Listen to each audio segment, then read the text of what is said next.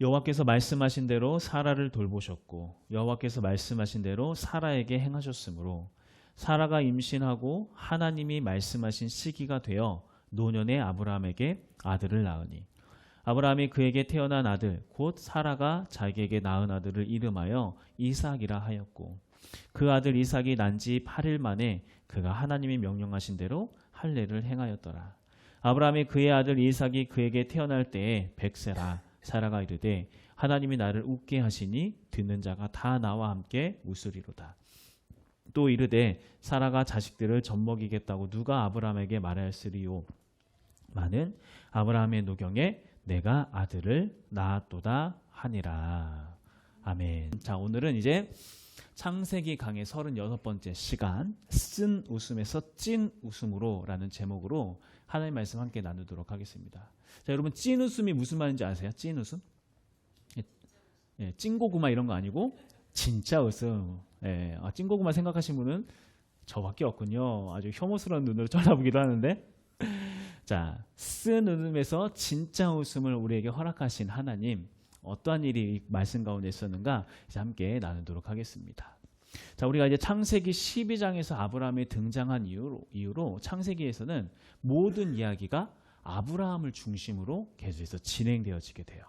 언약을 맺는 것도 아브라함이었고 말씀을 듣고 떠나는 것도 순종한 것도 아브라함이었고 또 그로 인해서 실패하고 했던 것도 아브라함, 다시 일어서는 것도 다 아브라함을 중심으로 이 모든 일들이 일어났고 모든 것들이 다 기록되어져 왔어요. 하지만 지금까지 이 아브라함의 믿음의 여정 가운데 아브라함 혼자만 그 길을 걸어온 게 아니잖아요. 그렇죠? 아브라함과 함께 누가 그 길을 함께 걸어왔었죠? 아브라함과 함께 쭉 끊이지 않고 계속 걸어왔던 사람 바로 사라. 아브라함의 아내였던 사라. 아브라함의 아내였던 사라도 아브라함과 똑같은 믿음의 여정의 그 길을 걸어왔어요. 그런데 이 이야기의 중심이 아브라함에게 있다 보니까 우리는 생각보다 이 사라의 인생에 크게 관심을 두지 않을 경우가 참 많이 있어요. 그래서 이제 오늘만큼은 우리가 아브라함이 아니라 사라의 초점에서 맞추어서 하나님께서 사라의 인생을 어떻게 이끌어 오셨으며 또 어떻게 변화시켜 가는지에 대해서 우리가 함께 알아보도록 할게요. 자, 우리가 간단하게 사라가 걸어왔던 그 길들을 좀 되짚어 보면은 창세기 12장에서 처음 하나님께서 아브라함을 부르시고 아브라함에게 고향을 떠나라고 이야기를 했을 때 사라는 자기의 의지와 상관없이 남편에게 말씀하신 하나님의 명령에 따라서 그 길을 떠나게 되었습니다. 자, 그렇게 남편의 결정에 따라서 고향을 떠나게 되었을 때 그 다음에 어떤 일이 일어나게 되었는가? 비록 남편의 결정이긴 했지만 그래도 사라도 내심 기대하는 것은 있었을 것 같아요. 왜냐하면은 하나님이라는 그 존재가 우리 남편을 만나서 이 길을 떠나라고 해서 복된 삶을 살게 해주겠다고 말씀해 주셨기 때문에 그 길을 따라가면서 사라도 뭔가 그래도 좀 기대치가 있었겠다고 하는 거죠. 자, 그런데 그러한 사라에게 어떤 일이 일어나는가? 우리 말씀을 좀 볼게요. 창세기 12장 1절부터 13절까지 말씀입니다. 창세기 12장 1절부터 13절까지 말씀.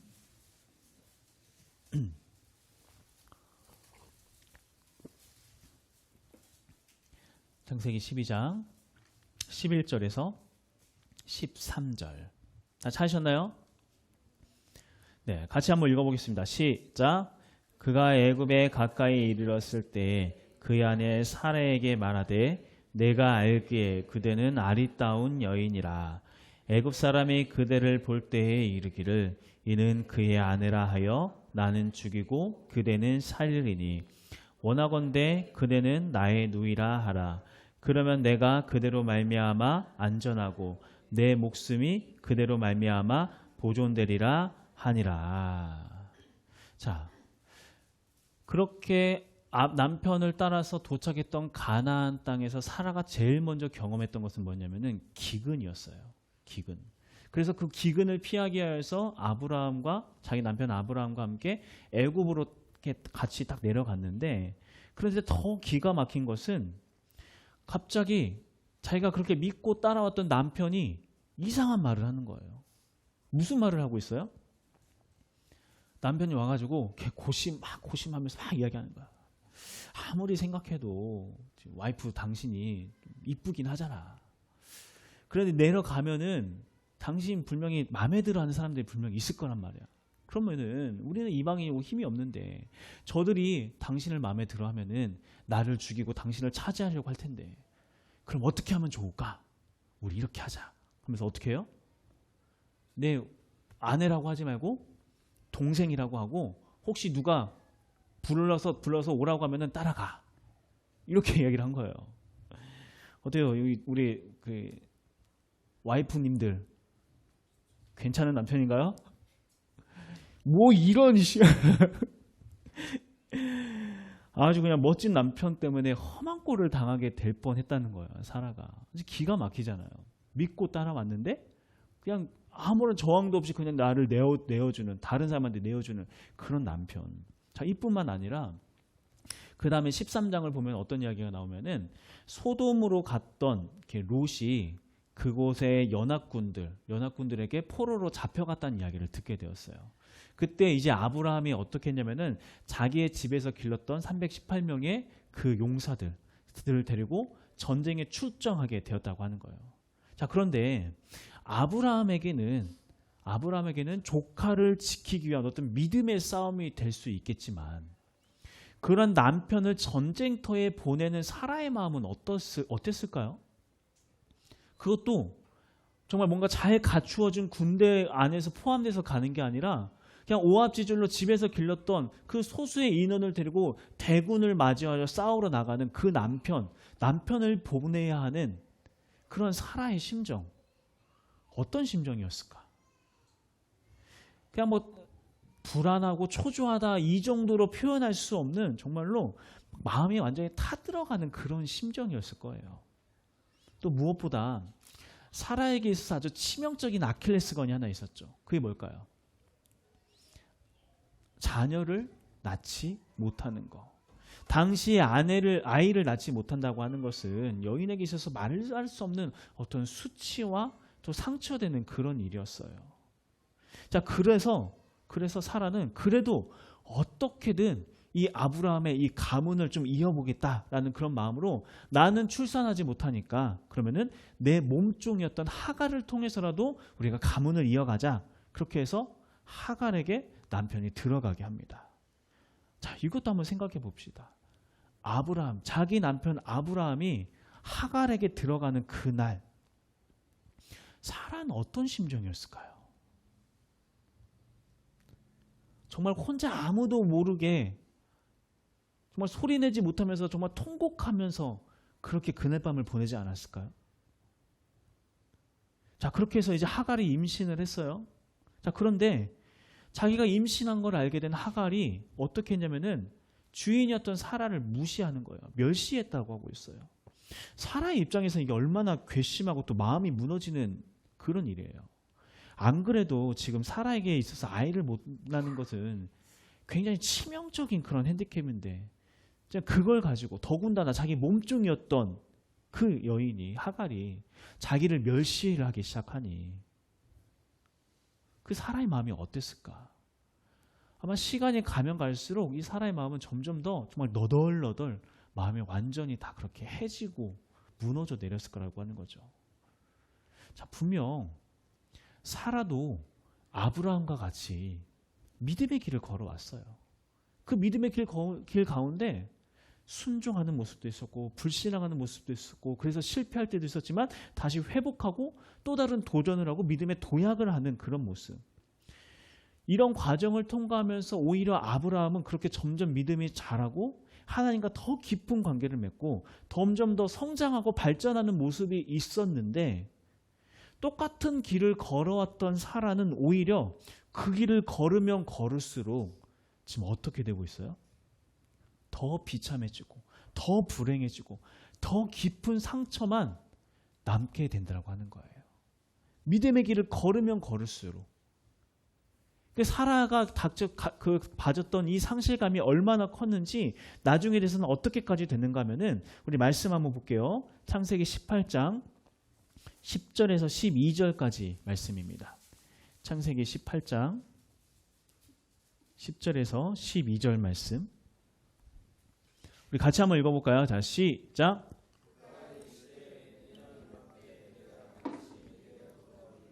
내 아내 사라에게 아들이 있으리라 하시니 사라가 그 뒤 막 장막문에서 들었더라. 아브라함과 사라는 나이가 많아 늙었고 사라에게는 여성의 생리가 끊어졌는지라. 사라가 속으로 웃고 이르되 내가 노쇠하였고 내 주인도 늙었으니 내게 무슨 즐거움이 있으리요. 자, 11절 말씀 보니까 아브라함과 사라가 나이가 많이 나서 늙었고, 그리고 사라에게는 뭐가 끊어졌다? 생리가 끊어졌다. 그러니까 그나마 가지고 있었던 이 사라에게 있었던 이 젊음이 주는 이 아름다움, 이 모든 것도 다 사라지고, 그리고 생리가 끊김으로써 이제는 아이를 낳을 수 있는 모든 가능성까지 다 끊어져 버렸다고 하는 거예요. 아무것도 기대할 수 없는 그 절망적인 상황에서 그때 하나님께서 아브라함에게 나타나셔서 말씀하셨다는 겁니다. 뭐라고 말씀하셨는가? 야, 내년에 너희들에게 아들이 태어날 거야. 자, 좋은 소식이에요, 나쁜 소식이에요? 너무나도 좋은 소식이잖아요. 그토록 기다리던 그 소식이잖아요. 그런데 그러한 좋은 소식을 들었음에도 불구하고, 하나님으로부터 그 소식을 들었음에도 불구하고 사라가 어떻게 반응했는가? 12절에서 어떻게 했다고 하고 있어요? 사라가 속으로 웃고 이르되. 자, 사라가 웃었다고 하고 있어요. 자, 이때 사라가 웃었던 웃음, 행복한 오예 하면서 그런 웃음이었을까요? 그러지 않았을 거예요. 아주 쓴 웃음을 지었을 거예요. 쓴 웃음. 왜 그래요?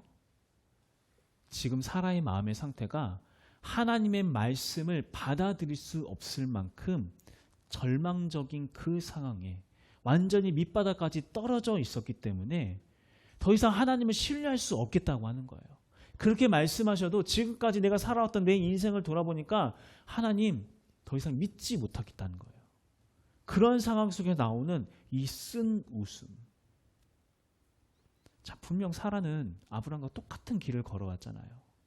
그런데도 불구하고 아브라함은 그 길을 걸어오면서 점점 더 변화되고 믿음이 자라고 성숙해져 갔는데, 도대체 왜 사라는 하나님께서 직접 아들을 낳게 될 것이다라는 그 말씀을 듣고도 쓴웃음을 지을 수밖에 없는 그러한 절망적인 상황으로 떨어져 버리게 되었는가? 이 둘 사이에 어떤 차이가 있었던 걸까요? 같은 길은 걸어왔지만 아브라함에게는 있었는데 사라에게는 없었던 한 가지가 있었어요. 그게 뭘까요? 믿음. 어떤 믿음?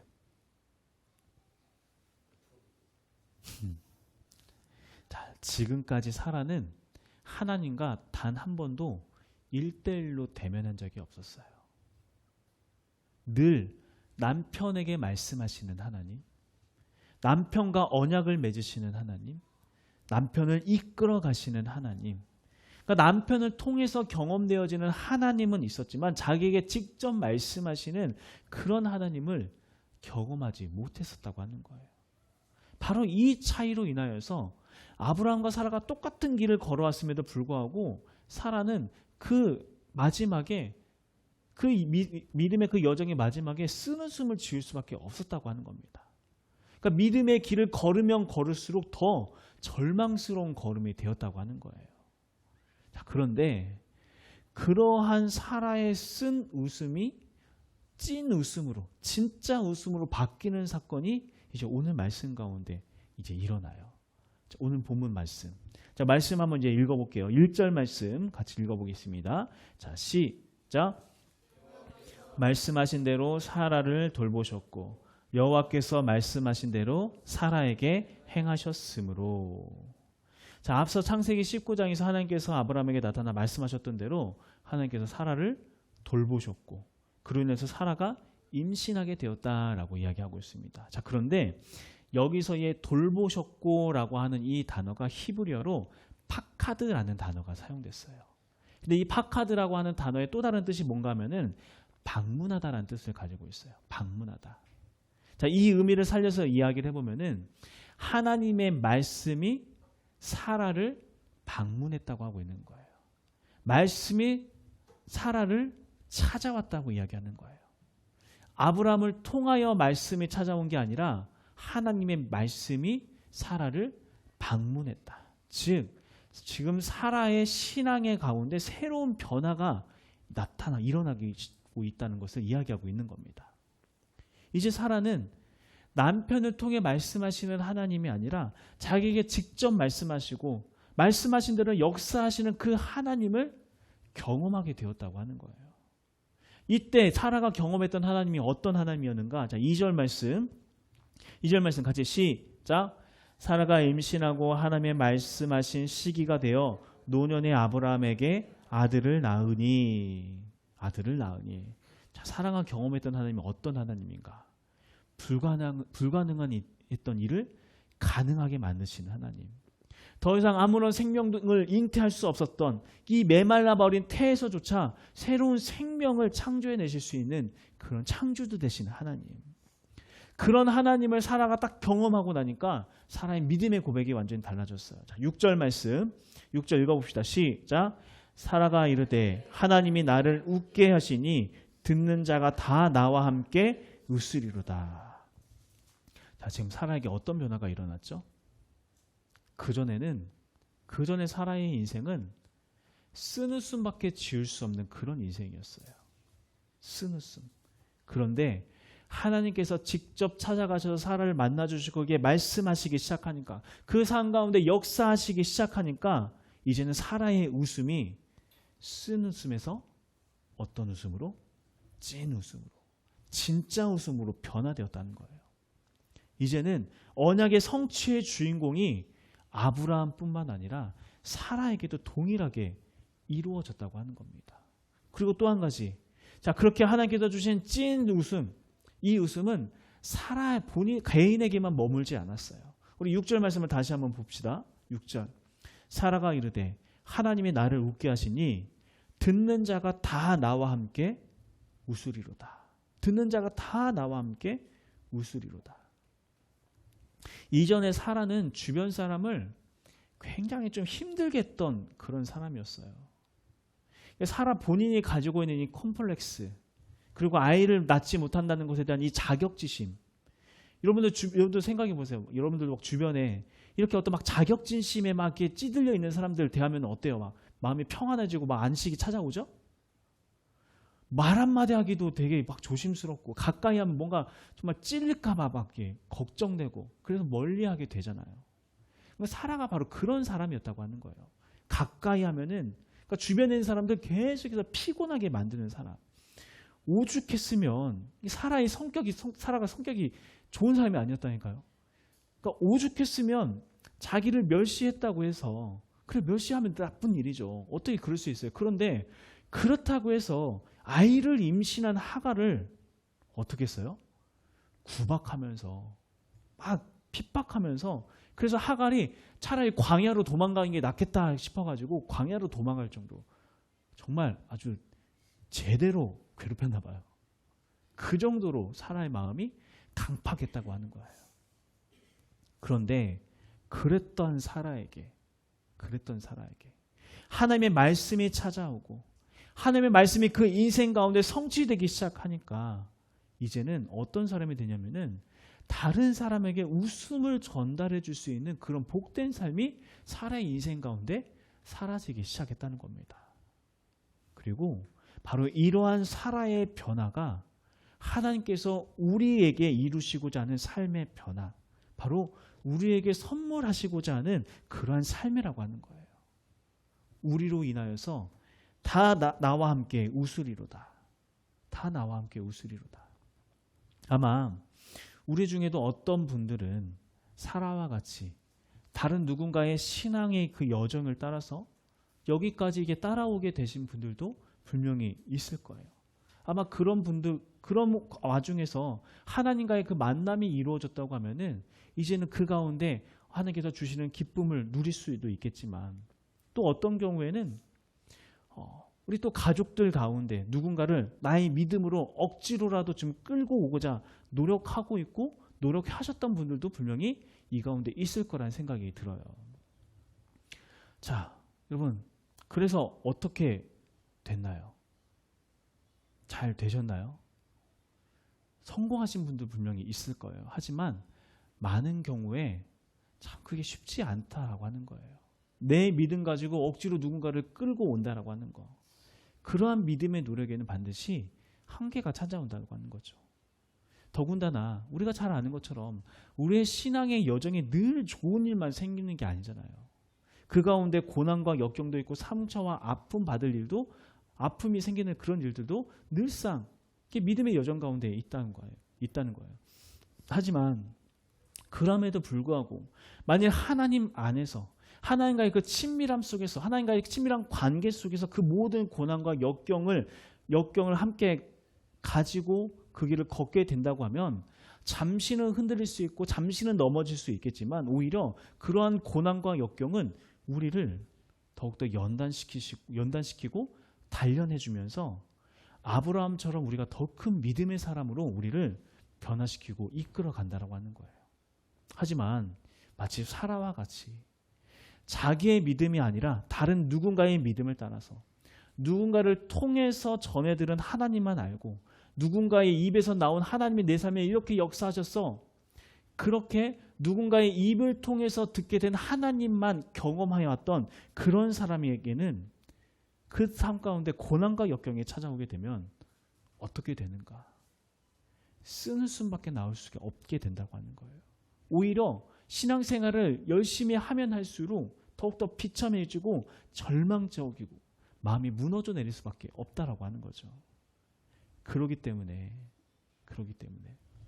우리의 믿음에 진정한 변화가 일어나고 쓰는 숨에서 찐 웃음이 되기 위하여서 어떤 일이 일어나야 하는가? 하나님의 말씀이 우리의 삶 가운데 방문하셔야 한다고 하는 거예요. 하나님의 말씀이 직접 나의 삶을 이끌어가는 것을 우리가 경험해야 한다고 하는 거예요. 누구를 통해 전해들은 그런 하나님이 아니라, 심지어 목사인 저의 말을 통하여 전해들은 하나님이 아니라 여러분의 일상의 삶 가운데, 여러분의 그 삶 가운데 직접 나타나셔서 말씀하시고 역사하시는 그 하나님을 경험하고 그 하나님에 대한 경험이 하나씩 쌓일 때, 그때서야 비로소 우리들의 인생 가운데 진짜 웃음이 찾아오게 된다라고 하는 겁니다. 특별히 이제 5월이 가정의 달이잖아요. 어쩌면 우리 가족들, 우리 자녀, 남편, 형제, 부모, 이 모든 우리 가족들의 신앙을 두고 기도하시는 분들, 우리 성도님들 가운데 많이 계셔요. 거의 대부분이세요. 거의 대부분. 아마 이들 중에는 그래도 우리들의 믿음 때문에 한동안 우리의 가족들이 예배 자리에 나오기도 했고 신앙생활을 했던 그런 가족들도 분명히 있을 거예요. 하지만 그 삶 가운데 어려움이 찾아오고 시험들이 찾아오고 또 세상의 그 물결 가운데 그 흔들거리는 폭풍우가 찾아오니까 어느 순간 다 하나님을 떠나고 어느 순간 하나님과 상관없는 삶을 살아가는 그런 우리들의 가족들, 그런 가족들을 바라볼 때 마음이 너무 힘들고 안타깝죠. 어떻게 해야 하는 걸까요? 이런 경우 도대체 어떻게 하는 걸까요? 나는 그렇게 하나님과 1대1의 관계가 맺어졌고 그래서 하나님과의 관계 속에서 어렵고 힘들지만 다시 일어나서 또다시 도약하고 또다시 도약하면서 나를 만져갖고 새롭게 하시는 하나님이 분명히 경험됐는데 나의 가족들은 도대체 어떻게 해야 하는 건가? 자, 사라가 하나님과 첫 대면하는 그 계기, 대면하게 되었던 그 계기가 어떤 계기를 통하여서 하나님과 사라가 대면하게 되었는지 우리가 말씀을 한번 찾아볼게요. 아까 읽었던 18장인데 18장 1절에서 3절 말씀입니다. 18장 1절에서 3절 말씀 같이 한번 읽어볼게요. 자, 시작.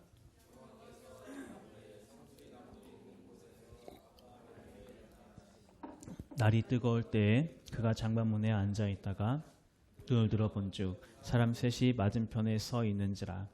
그가 그들을 보자 곧 장막문에서 달려나가 영접하며 몸을 땅에 굽혀 이르되 내 주여 내가 주께 은혜를 입었사오면 원하건대 종을 떠나 지나가지 마시옵고. 자, 어떤 장면인지 다들 아실 거라 생각이 들어요. 아브라함이 롯과 헤어졌던 아브라함이 이제 상수리 나무 아래 딱 머물러 있는데, 헤브론에 있는 상수리 나무 아래 딱 머물러 있는데, 그곳에 이제 나그네가 지나가는 거예요. 그때 그 나그네를 아브라함은 그냥 보내지 않고 자기 집에 초청하여서 아주 극진히 대접을 했습니다. 자, 그런데 그들이 누구였어요? 그냥 나그네가 아니라 인간의 모습으로 이 땅에 내려오신 하나님과 천사들이었죠. 자, 아브라함이 그렇게 하나님을 자기의 삶에 모시고 그 앞에 완전히 엎드려서 자기의 주인으로, 자기의 왕으로 모시기 시작할 때, 그러한 아브라함의 엎드림을 통하여서 어떤 일이 일어나게 되는가? 저 장막 뒤에 숨어서 하나님과 아브라함의 대화를 엿듣고 있었던 이 사라가 하나님께서 너에게 자녀가 있을 거야 라는 했던 그 말을 듣고 그 장막문을 펼치고 나와서 하나님께 직접 이야기하기 시작했어요. 저는 웃지 않았는데요. 근데 그 말 한마디가 하나님과 사라가 처음으로 대면했던 그 장면이었다고 하는 거예요. 결국 아브라함의 이 엎드림이, 아브라함의 나그네를 초청했던 그 순종의 삶이, 그 가정 가운데 하나님을 모시는 그 모습이 사라와 하나님과의 그 관계가 맺어지는 출발점이 되었다고 하는 거죠. 이 말은 결국 우리가 우리의 삶에서 무엇보다 우리의 가정에서 하나님을 모시고 하나님을 섬기기 시작할 때, 다른 곳이 아니라, 밖에서가 아니라, 교회에서가 아니라 우리의 가정 가운데서 내가 하나님을 나의 왕으로 모시고 우리의 가정의 왕으로 모시고 그 앞에 엎드리면서 그 가운데 하나님을 예배하면서 살아가기 시작할 때, 우리의 엎드림이, 우리의 순종함이 우리의 가족들을 하나님과 만나게 해주는, 그러한 만남이 이루어질 수 있는 그런 계기를 마련해 줄 수 있다라고 이야기하고 있는 겁니다.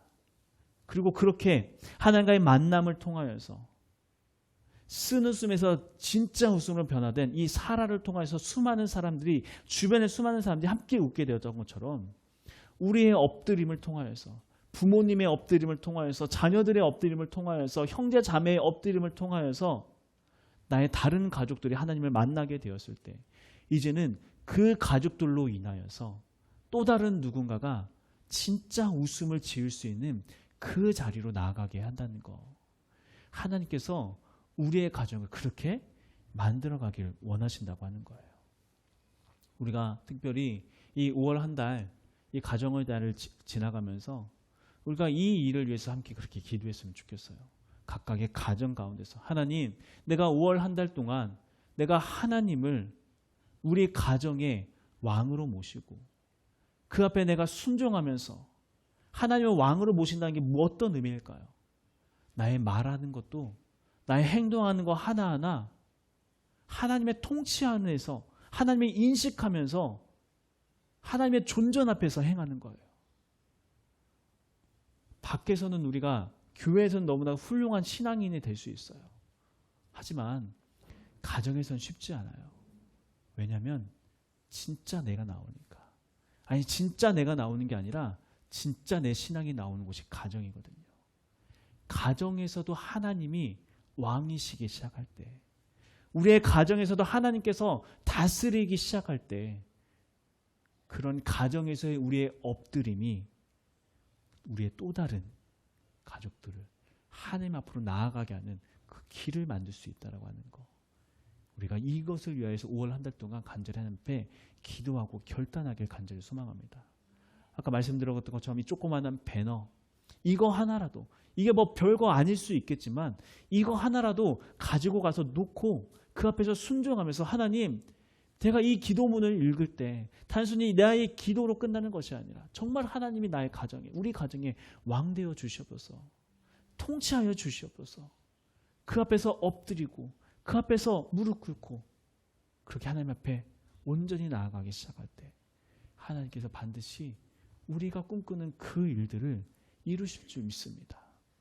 사라에게 그러셨던 것처럼, 아브라함의 가정에게 그러셨던 것처럼 우리의 가정 안에도 하나님의 그러한 역사하심, 쓴 웃음을 찐 웃음으로, 진짜 웃음으로 바꿔가실 그 하나님, 그 하나님을 기대하면서 더욱더 하나님 앞에 엎드리고 매달려서 순종하면서 우리 각 가정마다 작은 천국을 만들어 갈 수 있는 그런 우리 포도원교회 모든 성도님 되시길 간절히 소망합니다.